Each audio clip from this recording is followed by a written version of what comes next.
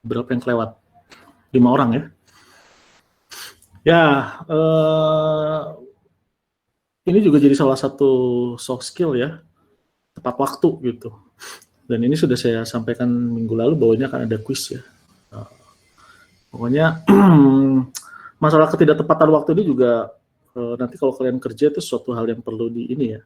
Kalau kalian jadi PNS mungkin nyantai lah. Tapi kalau misalnya kerja, saya pernah pengalaman di tempat kerja yang bangkrut gara-gara terlambat gitu. Proyeknya terlambat dan kena denda per hari ya dendanya. Jadi sampai akhirnya perusahaannya terpaksa bangkrut. Nah, banyak kejadian lah. Janjian dari luar kota nggak tepat waktu, nggak bisa dihubungi ya pernah saya tinggal gitu ya. Jadi kalau nanti untuk setelah lulus nanti ketepatan waktu itu jadi hal yang penting ya. Ya beda sama janjian sama teman dibanding kalau kita dengan bisnis. Makanya ini biar diajarin lah, kita biar belajar tepat waktu. Mengenai masalah-masalah, tadi juga ada beberapa yang mau masuk, juga masih pakai yang Gmail ya, padahal saya sudah sebutkan harus pakai UPI. Jadi untuk di grup Jmeet maupun untuk quiz itu harus pakai UPI Edu. Oke, silakan kalau ada pertanyaan. Bapak izin bertanya. Oke, silakan. Pak, untuk dari yang video kemarin kan ada inheritance. Nah, antara inheritance itu tuh bawahnya tuh harus objek atau harus kelas. Nah, kalau misalkan inheritance-nya itu antara kelas dan objek, itu bagaimana ya, Pak? Inheritance itu hanya di kelas ya, objek itu nggak ada inheritance-nya. Nanti kita bahas. Sebenarnya nanti ada satu sesi khusus inheritance karena lumayan berat ya topiknya, tapi nanti akan saya bahas sekilas lah tentang. Bapak. Oke, silakan. Bapak, tadi saya yang kopas pernyataan, tanda ketiknya ikut ke kopas, Pak. Ya, nggak kena, jadi kurang minus 20 berarti kan. Iya. Itu harus, ya itu untuk lain kali lah, biar belajar membaca instruksi ya. Itu, coba kita lihat.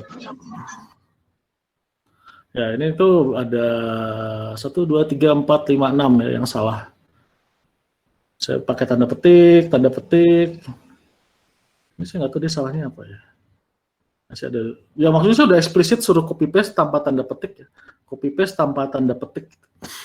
Kalau misalnya kalian masih kelewat juga ya, ya untuk pengalaman lah, untuk pengalaman ke depan lebih membaca instruksi lebih detail. Oke, silakan pertanyaan lain.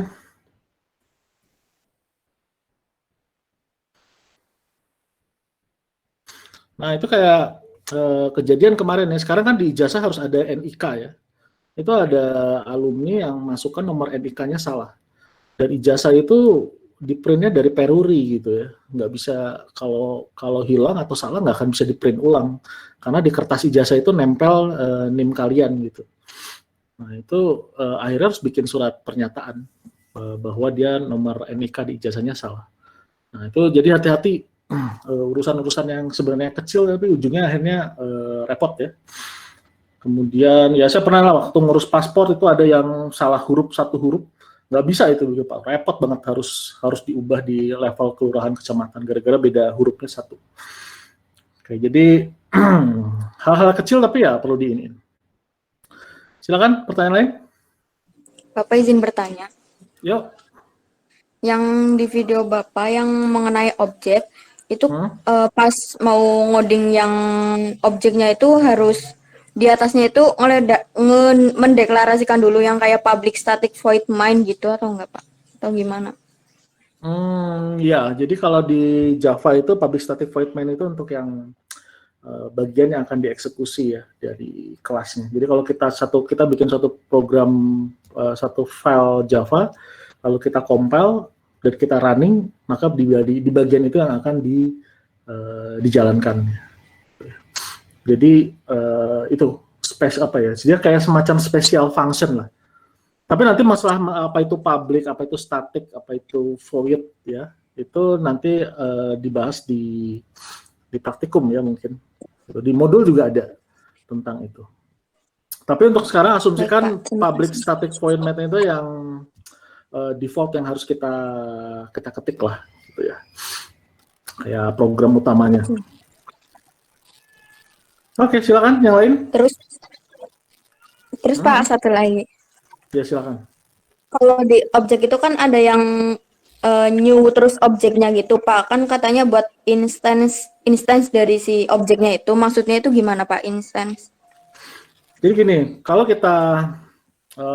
kita bikin kelas gitu ya, mungkin saya bikin pakai Google Jam dulu aja ya.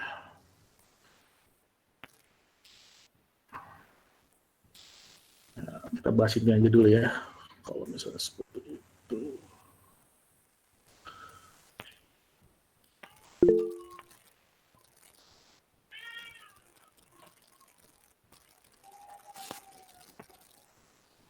Oke,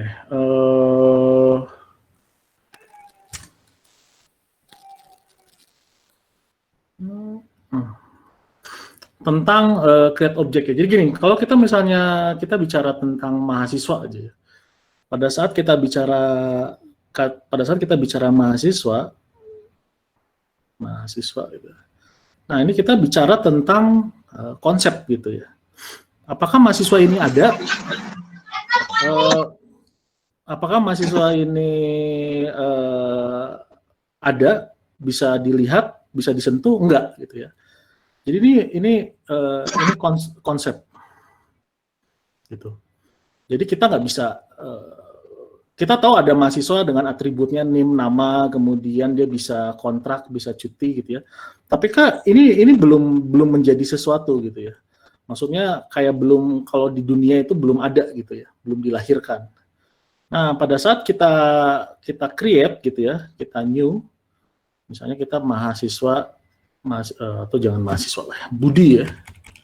Pada saat kita bikin objek Budi, kan Budi sama dengan new mahasiswa gitu ya. Nah, ini adalah objeknya gitu ya. Jadi ini kalau ini kelas, maka kalau ini adalah objeknya. Artinya begitu kita panggil new, maka si Budi ini sudah ada di memori. Sedangkan kalau ini nggak ada di memori, dia cuma tipe aja, cuma konsep gitu ya. Dia tidak makan memori. Tapi begitu kalian panggil kayak gini, maka si Budi akan masuk ke memori. Nah, jadi kalau kita punya, gimana kalau kita punya UPI, punya 30.000 mahasiswa ya, ini new sebanyak 30.000 kali gitu ya. Kita new mahasiswa pertama Budi, kedua Ani, ketiga Wati, keempat Fulan, sampai ke 30.000. Dan ini akan ada di memori. Jadi untuk satu kelas mahasiswa, objeknya bisa 30.000 misalnya untuk kasus mahasiswa UPI. Nah, seperti itu. Dan ini nanti akan memakan memori, satu objek, satu instance. Dia harus nyimpen NIM-nya berapa misalnya. Kemudian namanya jelas Budi, kemudian alamatnya di mana. Nah, itu beda antara kelas, jadi ini kelas, dan ini adalah objek. Makanya disebut proses instansiasi itu kayak proses mencetak. Jadi ini anggap aja ini cetakan gitu ya. Nanti pada saat kita instance, kita cetak kayak apa mungkin ya, kayak sablon lah.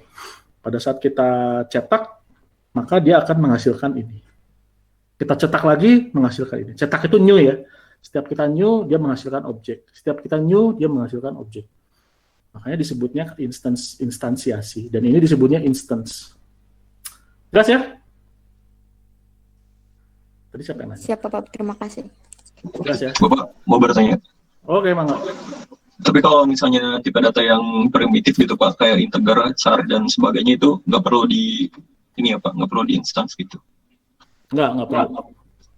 Jadi kalau itu enggak. Tapi sebenarnya sekarang Java yang sekarang ada yang tipenya jadi integernya i-nya gede gitu ya. Ada yang i-nya gede, ada yang i-nya kecil. Nah ini kalau ini objek, kalau ini tipe primitif. Ada beberapa kita harus pakai kelas integer ya. Ada beberapa kasus. Tapi nanti otomatis sama si Java-nya di-convert antara integer kelas dengan integer primitif. Saya pikir nanti di praktikum akan dibahas tentang itu ya, tentang terutama nanti pada saat kita bicara tentang collection. Gitu. Ya, nanti sambil praktek lah kalian akan ini.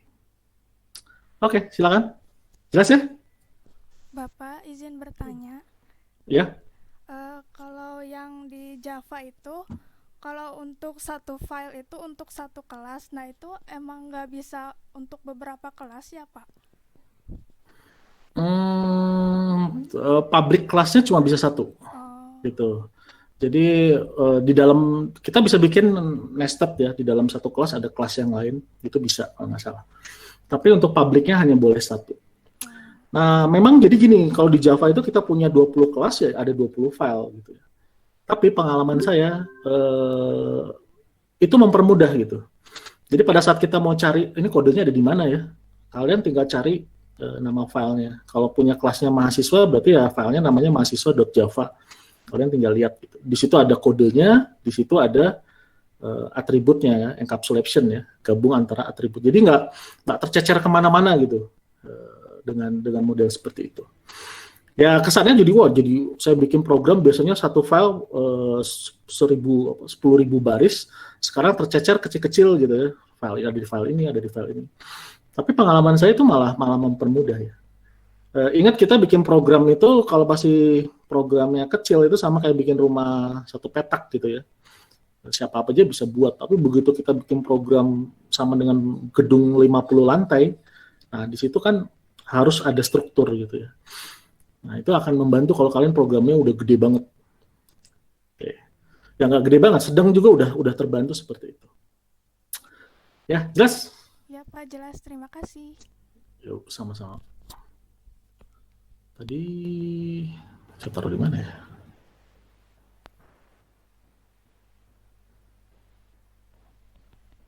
Saya tadi nulis di mana sih yang ini bukan ya? Sebentar. Oh ya ini. Banyak. Oke, tadi yang nanya tentang inheritance ya. Oke, walaupun belum kita belum masuk ke sana. Inheritance itu prosesnya pewarisan. Jadi kalau kita punya mahasiswa, di sini kita bisa bikin kelas yang merupakan turunan dari mahasiswa. Misalnya kita mau mahasiswa S2 ya. Mahasiswa S2 sama mahasiswa S1 gitu ya. Karena asumsikan beda.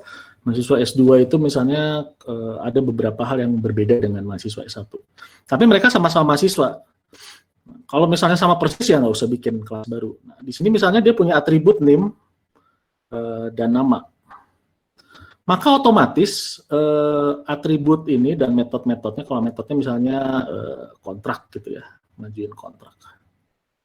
Maka ini otomatis akan diturunkan ke anaknya, gitu ya. Jadi nanti ini juga akan mahasiswa S2 akan punya name, akan punya nama, akan bisa kontrak. Mahasiswa S1 akan punya name, nama dan kontrak.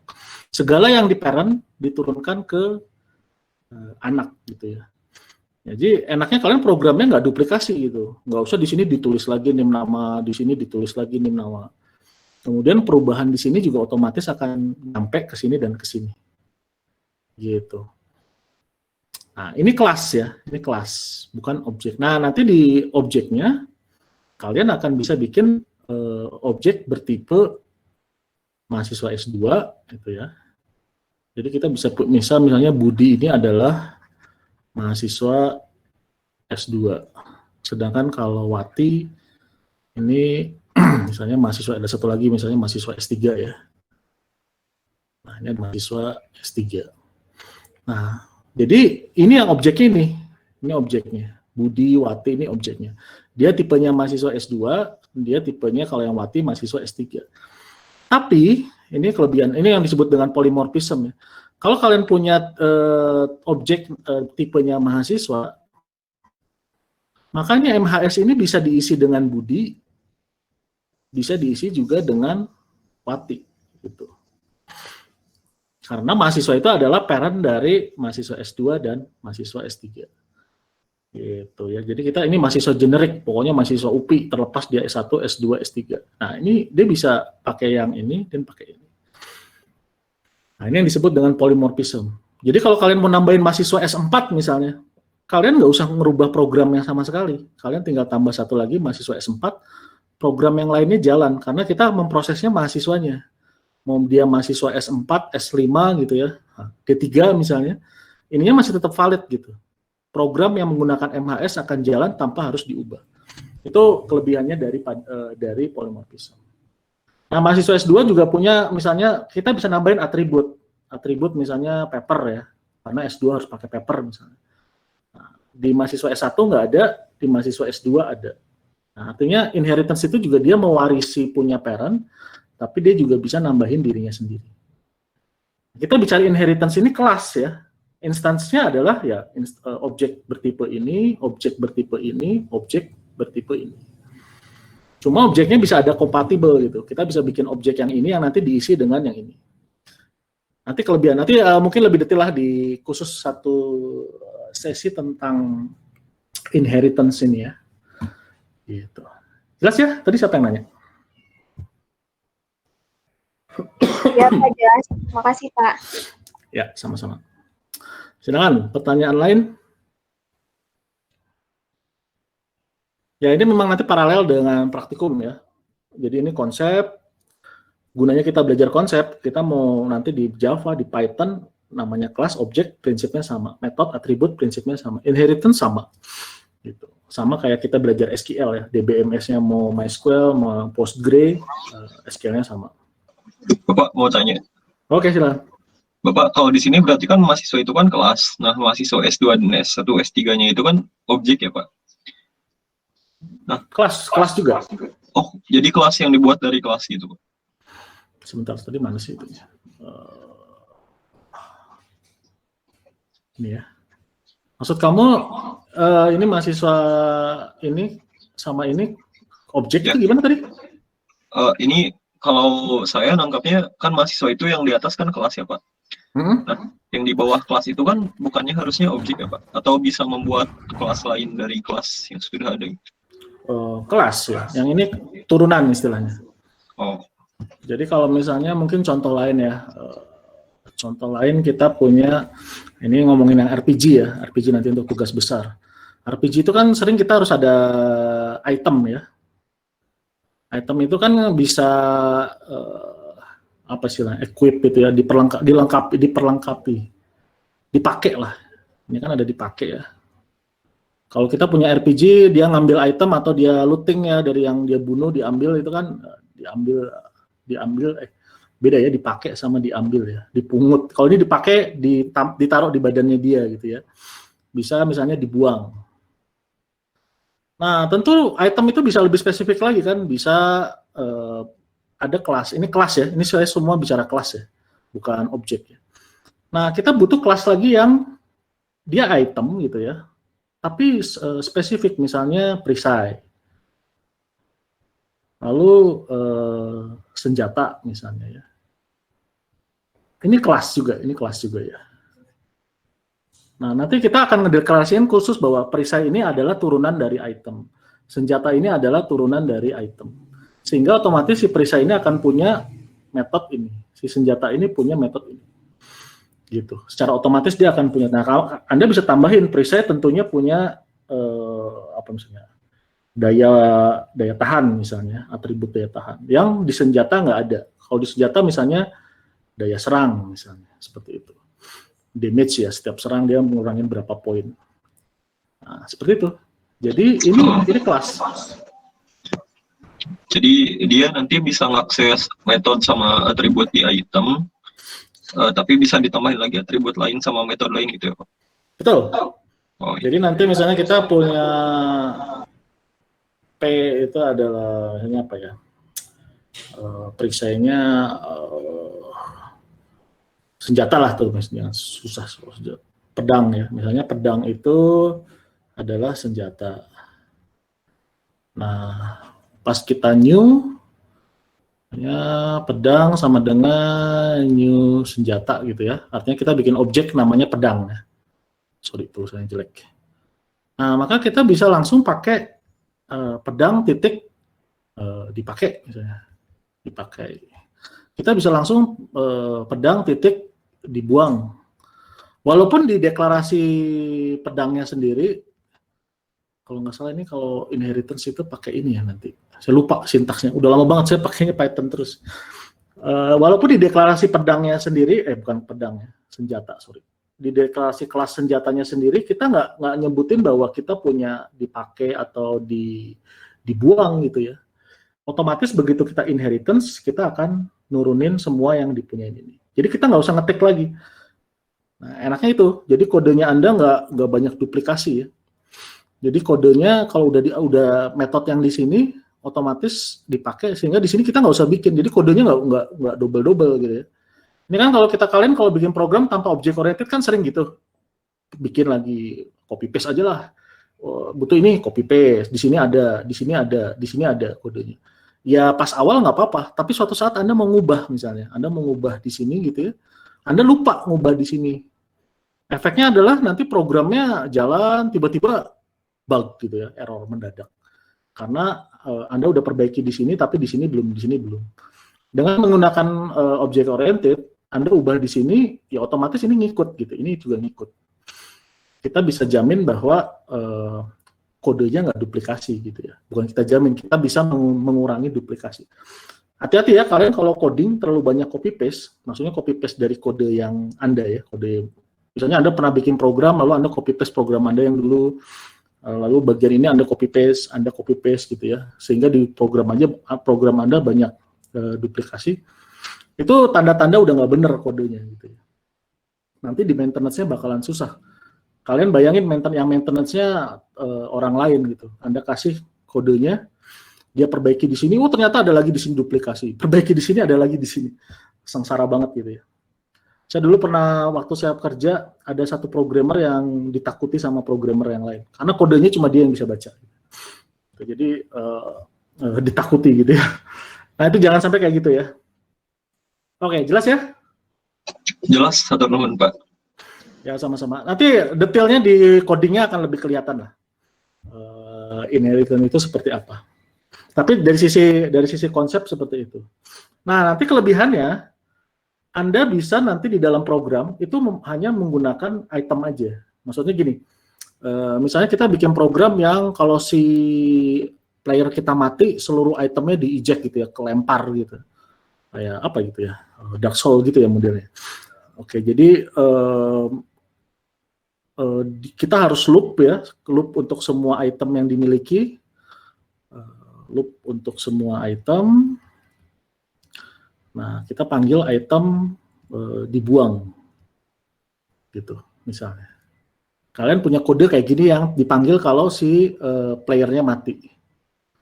Nah, kalian bisa perhatikan di sini saya pakainya item gitu ya.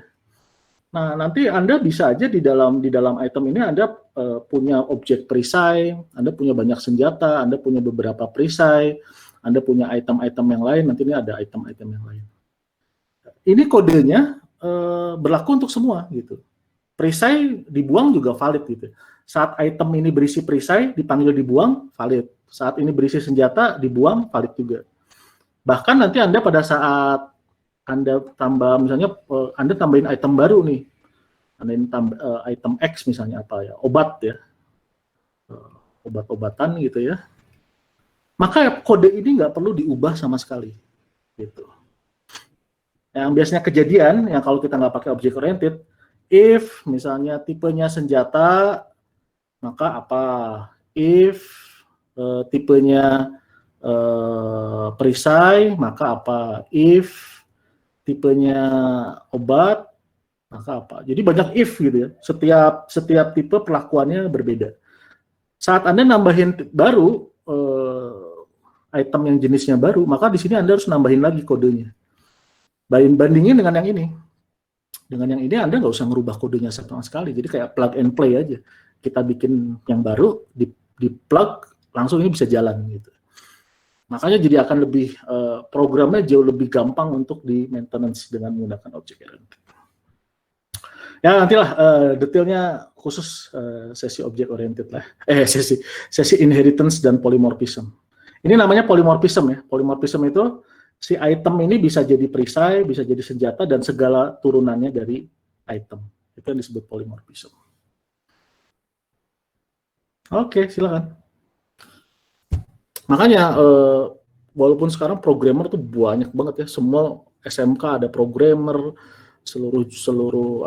banyak banget prodi-prodi yang menghasilkan programmer. Tapi perusahaan tuh tetap nyari gitu programmer yang bagus.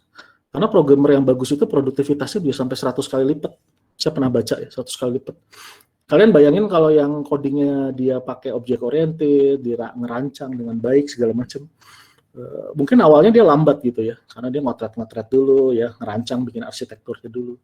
Tapi dalam jangka panjang dia akan sangat menghemat perusahaan gitu ya. Bug-nya juga lebih sedikit, di maintenance-nya lebih sedikit. Programmer kayak gini sangat berharga bagi perusahaan. Makanya asal punya skill gampang lah cari kerja kalau saya bilang ya di bidang IT ini. Oke, silakan. Ada lagi?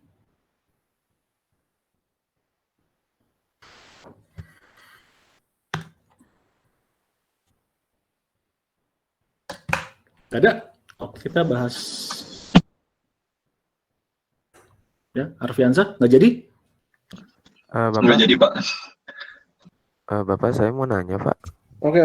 Jadi ini tuh kan untuk keseluruhannya dari si item ini tuh kan jadi seperti apa ya? Seperti mewadahi seluruh item yang ada di itunya ya, Pak. Kayak perisai senjata, terus masuknya ke item aja gitu. Iya. Jadi nanti waktu kita panggil si senjatanya itu antara dipakai atau dibuang ya nanti ada pilihannya gitu ya, Pak. Jadi nggak usah dibuat lebih ribet lagi gitu ya, Pak. Iya. Jadi Anda bikin jadi mungkin lebih jelasnya gini. Jadi kalau Anda punya tipenya array item, saya udah lupa lagi sintaksnya. Array item, misalnya kita punya array item sebanyak 10 gitu ya. Nah, namanya array item aja. Array item yang ke-1 misalnya. Ini bisa diisi dengan tipenya senjata gitu ya. Kita bisa isi dengan pedang.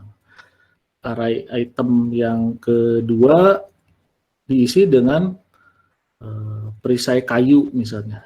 Ini objek ya. Perisai kayu. Kemudian array item dan seterusnya. Jadi kita bisa mix gitu ya. Karena kita mendefinisikan ini sebagai item. Ini array item. Karena kita mendefinisikan array ini sebagai tipenya item, dia bisa berisi pedang, bisa berisi perisai, bisa berisi obat apa misalnya, obat anti racun misalnya ya, dan seterusnya.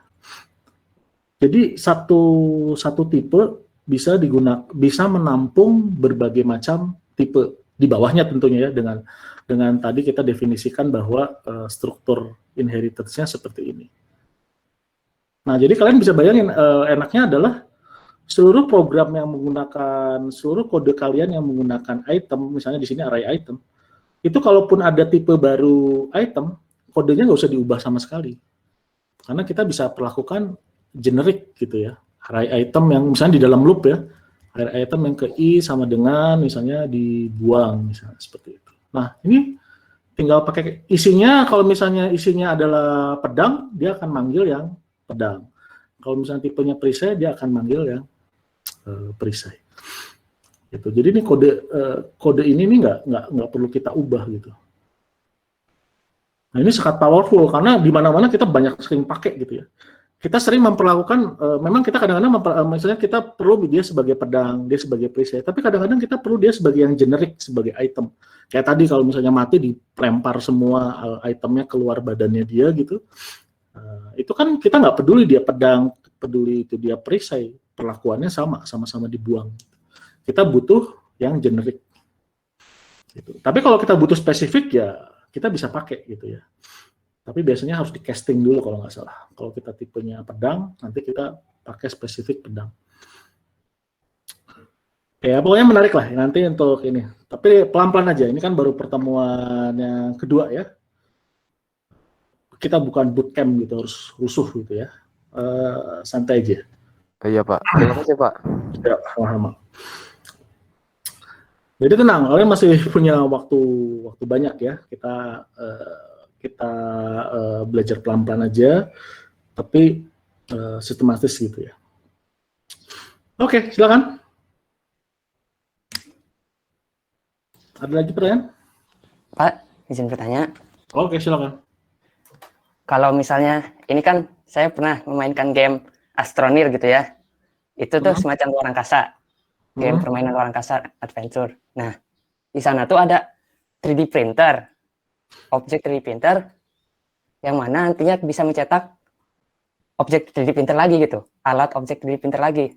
Berarti itu kelasnya, ketika diketik dalam kelasnya, metodenya itu harus mencantumkan objek atau kelas dari si 3D printernya. Itu ngeklon nih istilahnya ya? Enggak sih, kayak nge-create benda. Bisa kan pilihan nge-create-nya tuh ada 3D printernya lagi, ada meja, ada itu. Nah, kayak gitu. Kalau misalnya ngulang tadi, berarti yang diperlukan tuh objek 3D printernya atau kelas 3D printernya pas di metodenya itu. Belum ngerti saya. Maksudnya kamu punya kelas 3D printer gitu ya istilahnya? Iya, kelas untuk 3D printer. Terus intinya adalah kita pengen masukin suatu, terus kelas ini ngapain nih, kelas 3D printer ini? Kelas 3D printernya itu ada satu jenis 3D printer. Pertama ada 3D printer yang small, ada 3D printer yang medium, ada yang large. Nah, seperti itu. Oke, coba kita gambar ya. Kita punya kelas, nah sebenarnya kalau kalian bisa ngegambar di sini juga enak ya. Kalian punya kelas 3D printer, gitu. Terus gimana? Jadi kelas 3D printer itu nantinya bisa punya objek, ada 3D printer yang small, ada 3D printer yang medium, ada yang large. Bedanya di mana? Kalau yang small, dia hanya bisa membuat 3D printer yang medium. Tapi yang medium bisa membuat yang small juga, beserta yang large. Tapi yang large tidak bisa dibuat oleh yang small, seperti itu. Ya mungkin ini kayak kalian inheritance kali ya. Saya nggak tahu juga 3D printer small. Ini mungkin 3D printer medium. Paling kayak gitu. Nanti pas dia print, nanti di sini ada metode print masing-masing seperti itu. Tapi bisa juga sih kalau misalnya nggak terlalu kompleks ya, kamu bikin yang small, ini tipenya sama 3D printer, kemudian medium, ini 3D printer juga. Ini objeknya ya. Jadi kelasnya sama, tapi ini nanti di dalam kode di 3D printernya yang akan ngecek kalau dia medium, pada saat dia print, dia bisa printnya small atau medium. Ya itu nanti masalah desainnya, tergantung strukturnya bisa kayak gini gitu ya. Kalau dia 3D printer small sama medium itu punya karakteristik yang unik gitu ya. Sehingga kita harus pisahkan jadi inheritance. Tapi kalau kadang-kadang gini, kadang-kadang kita misalnya perlu nggak kita bikin, misalnya kita punya kelas mahasiswa, perlu nggak dipisahin antara mahasiswa cuti gitu ya dengan mahasiswa reguler? Jawabannya tergantung mahasiswa cuti ini ternyata punya karakteristik yang sangat khusus nggak dibanding mahasiswa reguler. Tapi mungkin kebanyakan kita cukup pakai mahasiswa status gitu ya. Jadi statusnya cuti atau statusnya reguler. Jadi nggak usah pakai kayak gini gitu. Nah, itu nanti termasuk aspek desain. Kita ngedesainnya apakah bentuknya turunan seperti ini pakai inheritance atau cukup pakai atribut aja gitu. Kita nggak usah bikin khusus lagi kelas yang baru. Tapi cukup kita tambahin satu atribut. Makanya kayak sederhana, tapi sebenarnya nanti pas ngedesainnya lumayan susah loh. Apakah ini jadi atribut? Apakah ini jadi perlu jadi kelas baru? Apakah perlu dibuat dalam inheritance atau terpisah? Itu tugas kita nanti sebagai desainer ya. Jadi nanti kan kalian levelnya S1 ya. S1 itu adalah analisis lalu desain. Implementasi itu harusnya yaitu tugasnya D3 SMK itu implementator ya. Jadi harusnya mereka itu programming udah jelas gitu ya, blueprintnya. Kita yang buatin blueprintnya. Tinggal mereka coding gitu ya. Harusnya seperti itu idealnya. Cuma kenyataannya ya digabung analisis, desain, coding itu jadi satu orang gitu ya. Oke. Jelas? Jelas, Pak. Terima kasih. Ya perlu dibahas detail dulu itu yang mau dibuat apa ya. Ya itu kenapa makanya sistem analis itu dibayarnya mahal ya. Karena kerjaannya kayak gitu ya. Banyak menghayal ya. Misalnya menghayal kita membayangin kalau misalnya strukturnya seperti ini apa positifnya, apa kekurangan. Arsitek istilahnya, software arsitek ya. Kalian kalau masih mau coding sampai senior, biasanya nanti title-nya adalah senior software arsitek. Ya. Itu yang biasanya udah ngomongin arsitektur, bikin library. Yang kalau masih mau di teknis. Tapi umumnya kalau kalian masih masuk jalur IT itu mayoritas harus bisa coding dulu ya, programmer. Tapi kalau kalian bagus, attitude-nya bagus, kemudian skill-nya bagus, kalian bisa dalam setahun udah naik jadi level manager ya, atau sistem analis gitu. Itu udah nggak ngoding lagi biasanya. Oke. Silakan pertanyaan lain. Bapak izin bertanya. Oke, mangga. Untuk konsep inheritance itu boleh ada inheritance di dalam inheritance nggak, Pak? Boleh, jadi maksudnya beberapa level gitu inheritance-nya. Iya, Bapak. Boleh gitu. Jadi misalnya nanti mahasiswa item, nanti senjata itu punya spesifiknya lagi, senjata misalnya untuk yang api, air, tanah gitu ya. Kalian menganggap itu perlu spesifik ya, maksudnya dia punya karakteristik spesifik sehingga perlu jadi kelas tersendiri, kalian bikin turunannya lagi bisa. Ada yang kompleks itu bisa sampai 2 kelas, 1 multiple inheritance istilahnya ya. Jadi 1 kelas itu dia turunan dari beberapa kelas. Gitu. Tapi intinya gini, kalau terlalu banyak juga repot gitu ya. Kalau terlalu banyak main inheritance semakin rumit strukturnya, ujung-ujungnya juga merugikan kita juga gitu karena kompleks gitu. Jadi nanti memang tugasnya si desainer untuk menentukan ini mau seperti apa gitu ya, apakah turunannya sampai banyak. Pengalaman saya paling 3 level itu udah top ya, kalau di atas 3 itu mencurigakan ya, kemungkinan harus dipisah biasanya ya, tapi itu juga tergantung pengalaman juga ya, tergantung domain gitu. Ya intinya memang kalau di level S1 itu banyak banyak hal yang abu-abu gitu ya. Jadi makanya kita harus selalu kenapa sih kayak gini gitu ya. Bagaimana caranya. Jadi kita levelnya bukan sekedar bukan implementasi lagi, tapi sebenarnya udah imajinasi gitu ya, membayangkan.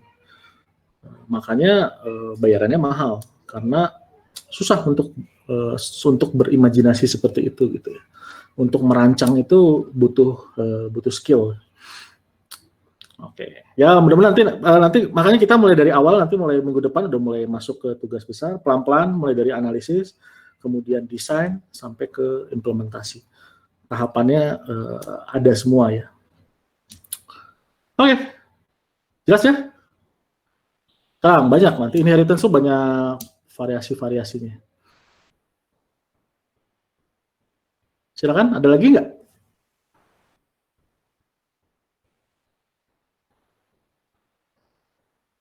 Cukup, Pak.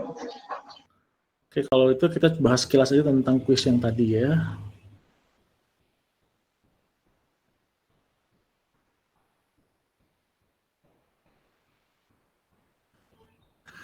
Oke, ini kebanyakan udah pada benar.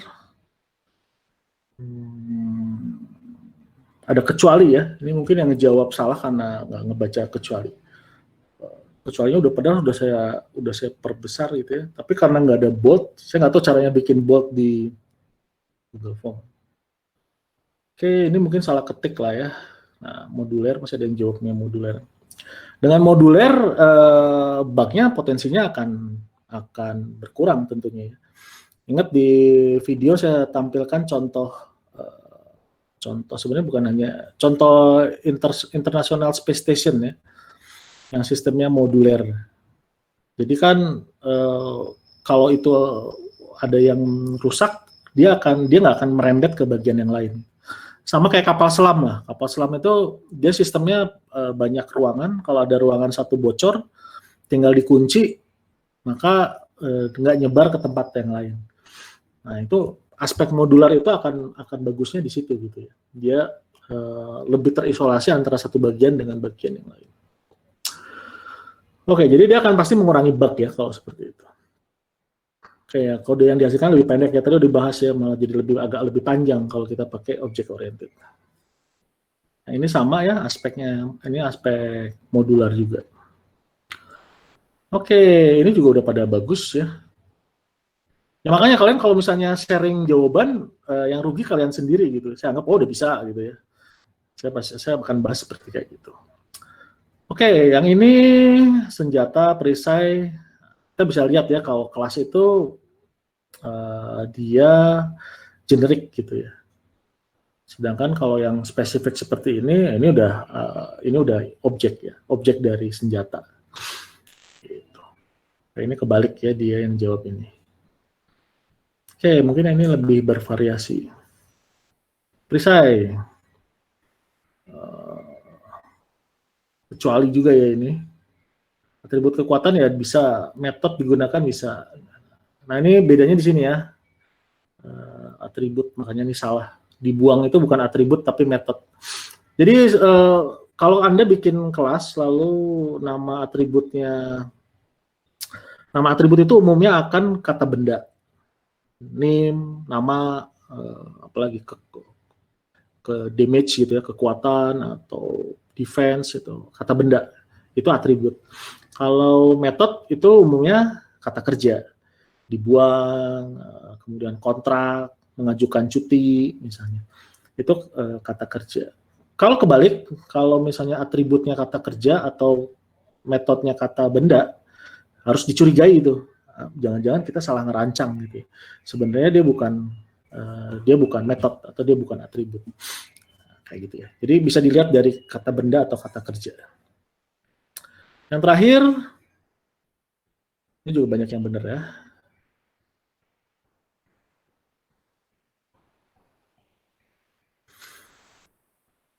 Nah ini ya, jadi encapsulation itu adalah metode dan kelas itu ada di dalam satu kelas. Jadi dimakan, dibuang, ini ada di dalam makanan. Nah ini bukan encapsulation ya, ini information hiding. Oke. Ini information hiding tapi bukan ini ya.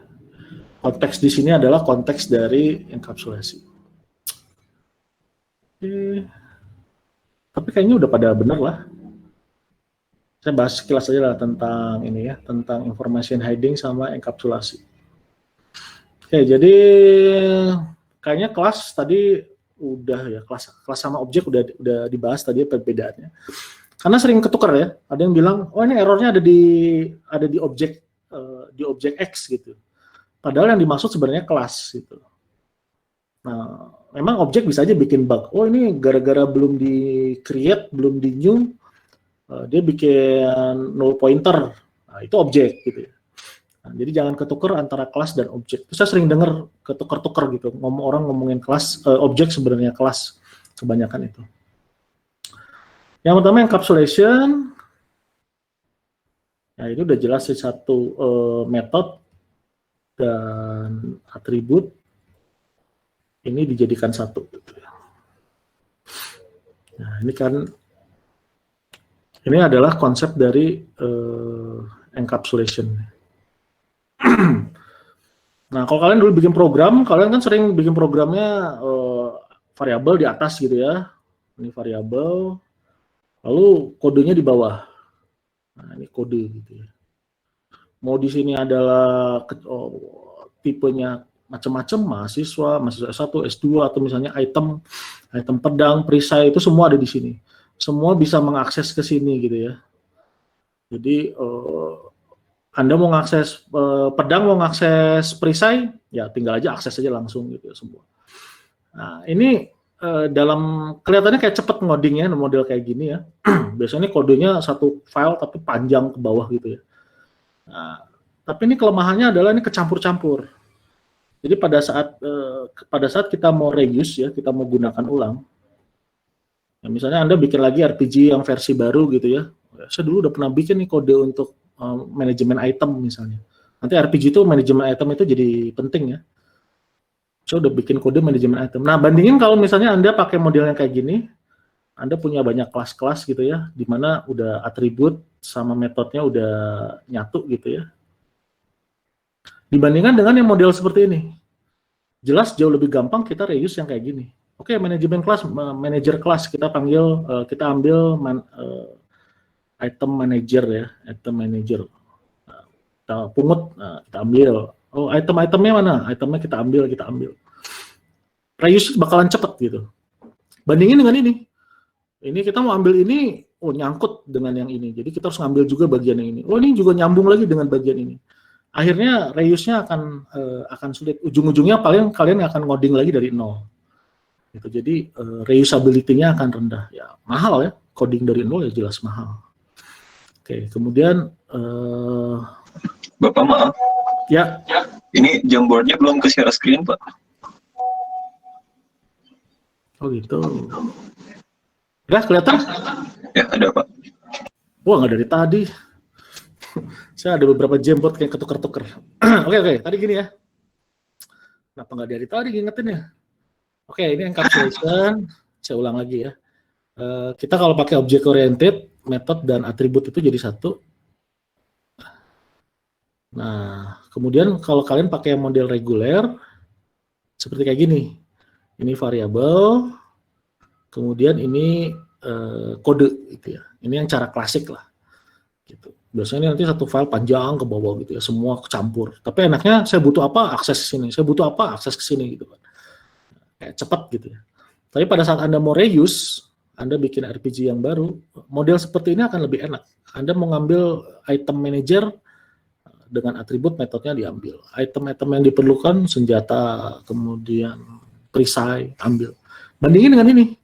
Saya mau ngambil bagian yang terkait dengan senjata aja. Ambil di sini, tapi ini nyangkut gitu, ada kode-kode bagian yang lain. Kemudian ini juga, kita juga mau ngambil yang bagian mana gitu ya, dari variabelnya. Nah, ini susah gitu, di reuse seperti ini. Kalaupun di reuse, banyak bug seringnya. Jadi dengan encapsulation ini, reuse akan lebih mudah. Kemudian modular juga, karena kita bisa perlakukannya ini sebagai satu kelas. Ini satu kelas ya. Satu kelas punya metode dan atribut. Ini sebagai satu kesatuan. Ini sebagai satu kesatuan. Ini sebagai satu kesatuan. Sehingga modulnya adalah, satuan terkecilnya adalah kelas. Ya tentu saja kadang-kadang kita nyambung ya, satu kelas dengan kelas yang lain nyambung. Sehingga pas kita ambil, kita harus ngambil sekaligus beberapa gitu misalnya. Tapi masih mending dibanding yang spaghetti kayak gini. Ini yang disebut dulu, yang codingnya jorok tuh seperti ini ya. Kalau kalian lihat codingnya kayak gini, mabuk lah pokoknya. Lebih cepat buat dari nol, seringnya kayak gitu. Oke, ada pertanyaan tentang encapsulation? Jelas ya? Satu lagi yang terakhir, information heading ini agak panjang. Heading ya. Nah, information heading itu mirip kalau kalian bikin API. Jadi anggap ini kelas ya. Ini bagian implementasinya nih. Ini implementasinya. Kelas kalian kan, kelas kita dipakai sama kelas yang lain ya. Dipakai gitu ya. Ini juga dipakai sama kelas yang lain. Nah, dengan information heading itu, implementasi ini di bagian ini tuh disembunyikan gitu ya.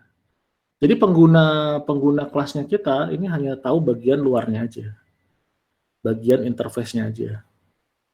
Jadi kalian bikin, kalau kalian idealnya ya, setiap kelas itu ada dokumentasinya, cara pakainya, cara penggunaan, kemudian dan penjelasan itu ada di level setiap kelas.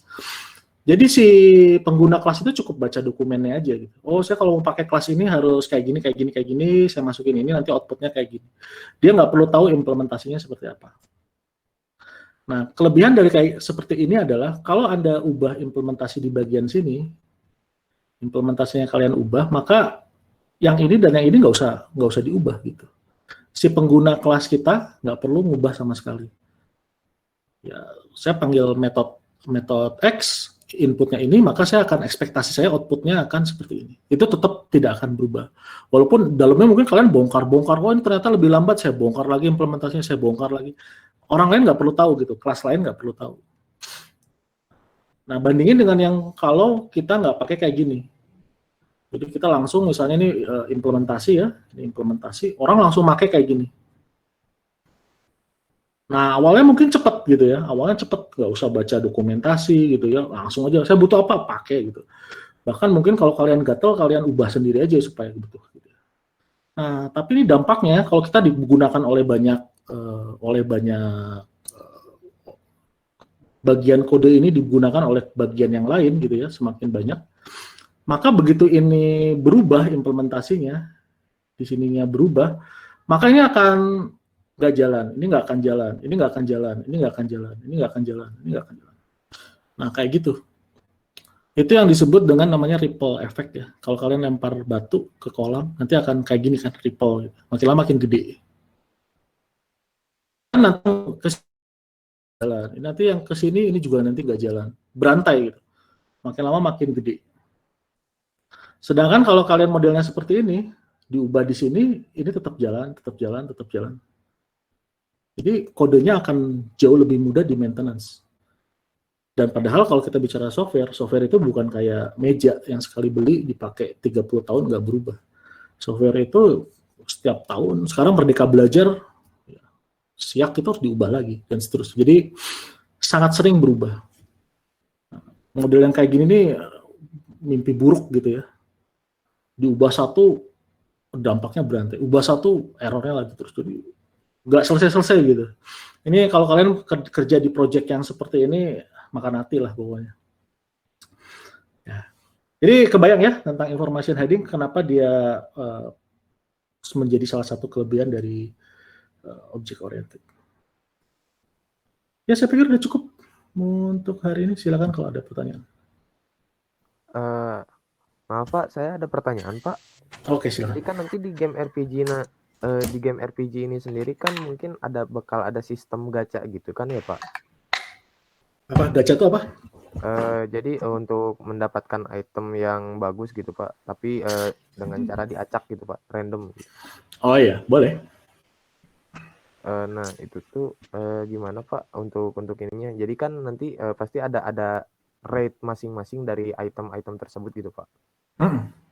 Ya tambahin aja atribut score item ya, atau rate dari item. Kalau Anda tambahin metode untuk kayak lempar dadunya misalnya, probabilitasnya seperti apa kalau misalnya seperti itu. Oh, iya. Jadi lebih cenderungnya ke probabilitas untuk mendapatkan item tersebut ya Pak. Oke, terima kasih Pak. Oke. Oh ya, jadi ini untuk minggu depan ya, untuk minggu depan. Saya lupa jadinya. Untuk minggu depan presentasi. Kalian udah mulai presentasi tubes ya. Jadi ini kita masih level analisis ya. What gitu ya. Atau OOA. Ini A, ini analisis. Di awal analisis itu kita ngomonginnya what. Kita belum ngomongin implementasinya kayak gimana ya. Yang pertama Anda ceritain tentang deskripsi game Anda. Tiap kelompok bisa beda ya. Tiap kelompok bisa punya game yang berbeda-beda gitu. Tapi saya pikir ini kalau karena kita bikin yang sederhana berarti kayak turn based, lalu combat-nya juga bukan yang kayak bukan kayak yang grafik, yang berbasis grafik gitu ya untuk sistem combat-nya. Mungkin combat-nya ini sederhana gitu ya. Tapi saya pikir bisa masih variasinya bisa banyak. Oke, yang pertama itu Anda ceritain RPG kalian mau seperti apa gitu ya. Yang kedua, kelasnya, atributnya apa, metodenya apa. Nah, tapi ini masih generik ya, maksudnya metodenya kayak tadi, metodenya item dipakai equip, item di unequip, item dibuang, Jadi masih level rancangan gamenya gitu. Kita belum ngomongin Java-nya belum, gitu. Jadi masih sini. Nah ini dua ini yang minggu depan harus dipresentasikan. Gitu.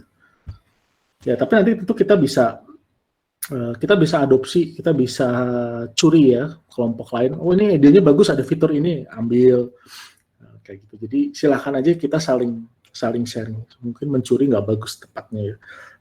Sharing jenis game bentuk game yang akan dibuat sama kelas-kelasnya. Tapi tentu akan setiap kelompok harusnya pasti berbeda. Itu untuk minggu depan ya, acara minggu depan itu presentasi satu kelompok kira-kira 10 menitan lah. 10 menit cukup lah ya. Itu jadi. Bahwa ya. Kalau yang nanti dipresentasikan harus ada apa aja Pak gitu komponen-komponennya? Ya itu tadi 2. Yang pertama deskripsi gamenya tuh apa gitu ya. Jadi maksudnya kalian nggak akan bisa bikin ngerancang kelasnya kalau kalian sendiri nggak tahu gamenya seperti apa gitu ya. Jadi kalian explore game-game yang ada sekarang atau kalian pernah main game apa, kalian silahkan brainstorming ya kelompok gitu ya saya pikir. Lalu yang pertama tadi deskripsi ya. Kemudian yang kedua kelasnya. Jadi misalnya kayak tadi item pasti ada itu kan item. Mungkin nggak usah ngomongin inheritance dulu ya. Ada item, ada senjata, ada obat, kemudian nanti misinya seperti apa, kemudian dia sistem experience-nya seperti apa gitu ya. Nanti kalau dia mati itu kondisinya seperti apa dia mati. Itu nanti kan harus direpresentasi, harus kita simpan di dalam kelas kan, state-state itu kan. NPC-nya, kemudian objek-objek yang berinteraksi sama si player gitu kan. NPC itu yang non-playable karakter ya. Kalau misi kita harus ketemu sama ini, nanti dia ngasih apa, ngasih clue atau ngasih item. Kemudian baik juga story-nya ya, story manager-nya ya. Untuk kita kan bisa ada beberapa story dalam satu saat. Misalnya kalau Anda mau sekompleks itu, tapi kalau sederhana, saya cuma satu story aja misalnya, boleh-boleh aja. Oke, jelas? Pak. Yuk. Mau nanya Pak, tapi nanti boleh berubah gitu Pak. Oh jelas, bahkan yang udah pengalaman sekalipun juga jarang banget dari awal analisis dia mau bikin apa, jadinya seperti apa itu sering geser ya. Tapi semakin Anda berpengalaman, semakin Anda punya skill Anda semakin bertambah, perbedaan antara analisis awal dengan nanti programnya jadi itu semakin kecil. Tapi tentu saja untuk kalian nggak mungkin ya, saya bakalan heran banget kalau kalian bisa persis sama dengan rancangan dengan nanti hasilnya. Itu nanti pasti ada mungkin bisa dibongkar total. Maksudnya dibongkar total tuh gamenya dirombak ulang, bikin game yang jenis baru. Pernah ada yang kayak gitu ya. Ya nggak apa-apa, itu satu proses. Tapi nanti kita evaluasi kenapa kita melakukan itu gitu. Kenapa salah desain sehingga kita harus rombak ulang. Tapi intinya kenapa kita melakukan analisis dan desain itu karena lebih murah Anda ngoprek di level analisis dan desain dibandingkan kalau Anda udah jadi kodenya. Anda udah coding, ternyata salah. Itu mahal banget. Kalau misalnya level analisis desain salah, tinggal paling masih pakai pensil, tinggal dihapus aja gitu kan. Jauh lebih murah gitu. Jadi sebanyak mungkin lakukan kesalahan di level analisis dan desain. Nanti pas coding itu relatif udah matang gitu. Nanti Anda juga bisa udah tahu, oh kelas ini ada jadi sekian kelas, kamu bagian ngerjain kelas ini, kamu bagian ngerjain kelas ini. Jadi nanti pengerjaannya juga berbasis kelas ya. Kita bisa bagi-bagi berdasarkan kelasnya. Oke. Jelas? Jelas Pak, terima kasih Pak. Bapak, kalau minggu depan hanya rancangan awal aja gitu Pak, jadi mungkin belum banyak itu nggak apa-apa Pak? Ya, tapi jangan dua slide gitu, janganlah. Oh iya, siap Pak. Memang bakalan tiap kelompok berbeda. Ini kenapa tugas besar itu salah satu kelebihannya juga setiap kelompok bisa punya tingkat yang berbeda-beda ya. Kalau yang udah biasa ngoding, misalnya dari SMA dia udah ngoding, ya mungkin dia bisa bikin yang lengkap banget gitu ya, detail lengkap gitu ya. Tapi bagi yang baru belajar mungkin masih sederhana, ya nggak apa-apa gitu ya. Jadi intinya adalah kalian nggak usah ngelihat kelompok kalian gitu. Kalian berusaha sebaik yang kalian bisa. Kalau saya bilang gitu. Jadi kita ngelihatnya deltanya ya. Kalau yang deltanya awal kuliah ini 20, selesai kuliah ini jadi 70, 80 ya bagus gitu. Biasanya kalau yang udah 80 ya mungkin nambahnya cuma bisa 90. Tapi juga kalau yang udah itu ya nggak ada batas ya. Kalian kerjakan yang semaksimal mungkin. Karena ini saya bilang tadi pas di awal kuliah, ini juga jadi portofolio kalian. Jadi nanti pas kalian ngelamar kerja, kalian bisa tunjukin ini GitHub-nya saya bikin ini gitu. Itu sangat lebih dihargai sama pencari kerja karena artinya Anda udah punya pengalaman dunia nyata gitu ya. Ya mungkin nggak nyata seperti kalau kita kerja pakai duit ya profesional. Tapi udah kayak praktek lapangan lah. Gitu. Ya cuma memang capek sih. Ya, gimana lagi kalau nggak mau capek. Oke. Silakan pertanyaan lain.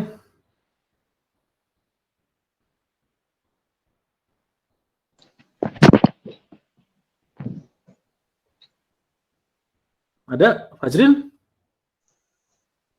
Enggak? Tes. Halo Pak. Ya. Oke. Kamu nyalain mic, mau nanya? Tadi mungkin nggak masuk ya suaranya Pak. Halo. Enggak. Nah, sekarang baru ada. Sok. Mau tanya apa? Jadi mungkin minggu depan tuh poin-poin yang perlu dijelaskannya mulai dari story-nya dulu, terus ke kelasnya atau apa aja Pak? Ya, jadi gini, anggap aja. Anggap saya sebagai investor lah ya. Saya sebagai investor, tapi mungkin juga bukan investor ya istilahnya, asisten investor. Investor punya duit, dia nyewa saya gitu ya sebagai analis gitu ya. Kalian presentasi ke saya gitu ya. Saya mau ide game kalian gitu ya. Nah, coba kalian bayangin kalau misalnya Anda mau presentasi game gitu ya, seperti apa gitu ya. Tentu aja Anda akan cerita dulu kan. Game Anda ada fitur-fitur apa aja, ceritanya seperti apa. Mungkin bahkan kekurangannya kalian bukan kekurangan, kelebihan ya. Anda bisa cerita, oh, ini kelebihan dari game ini seperti ini. Gitu. Ya tentu kita nggak bikin game beneran karena ini kan kita nggak pakai grafik ya. Nah seperti itu. Lalu Anda juga mulai ceritain nanti kelas-kelasnya seperti apa gitu ya. Nah jadi itu. Apa game Anda seperti apa gambarannya, lalu kelas-kelasnya seperti apa. Mungkin belum detail banget ya kelasnya, tapi minimal yang kelas-kelas pentingnya udah mulai muncul. Gitu. Jelas? Oke, Pak. Jelas Pak. Terima kasih Pak. Ya, sama-sama. Ada pertanyaan? Ya Pak, saya ada pertanyaan lagi Pak, yang agak mengganjal sedikit. Nah, berarti kalau untuk mungkin dia di game RPG ini tuh dia kan ada karakter yang pastinya punya daya serang gitu ya Pak. Nah, daya serang itu tuh masuknya ke atribut atau metode Pak? Tergantung. Apa definisi daya serang itu apa? Kemampuan menyerang maksudnya? Iya, kemampuan menyerang dari karakternya sendiri, tapi tanpa senjata gitu Pak. Biasanya sih itu ada kombinasi experience ya. Itu ada formulanya biasanya. Kita kan makin lama makin apa istilahnya ya farming ya kalau nggak salah. Jadi kita untuk naikin level dulu, kita ngebunuh banyak ya musuh-musuh kecil, experience-nya naik. Nanti kekuatan kita mukul itu ada rumusnya dengan experience gitu ya. Jadi masalah tergantung nanti rumusnya kalian seperti apa gitu. Saya pikir sih nanti player itu pasti punya experience gitu ya. Nanti experience itu akan mempengaruhi daya serangnya. Gitu. Semakin tinggi experience, semakin tinggi daya serangnya. Lalu nanti kalau dia pakai senjata, naik lagi daya serangnya. Seperti itu. Atau dia punya item gelang atau kalung apa istilahnya itu ya, kalung magic gitu. Nah, makin kuat lagi daya serangnya. Jadi yang disebut dengan daya serang itu saya pikir nanti adalah kombinasi dari beberapa atribut yang lain. Ya tapi itu nempel di player tentunya memang. Iya. Baik Pak. Terima kasih Pak. Ya itu nanti ya harus Anda yang desain ya. Itu yang menjadi salah satu yang menjadi bagian yang kita harus pelajari. bagaimana kalau kondisinya seperti ini, rancangan kelasnya nanti seperti apa. Oke. Ada lagi? Pak Hambali ada yang mau ditambahkan, Pak? Ada Pak Hambali nggak ya? Kayaknya lagi ada rapat Pak Hambali. Tidak ada, Pak. Oh, ada. Nggak ikut rapat, Pak? Iya, di sini dulu. Oke. Paralel, Pak. Ya. Oke, kalau nggak ada, silakan sebelum ditutup. Nggak ada. Oke. Kalau nggak ada, kita ketemu minggu depan. Jangan lupa siapin presentasinya ya. Assalamualaikum warahmatullahi wabarakatuh. Selamat pagi menjelang siang. Waalaikumsalam. Waalaikumsalam. Waalaikumsalam. Waalaikumsalam. Selamat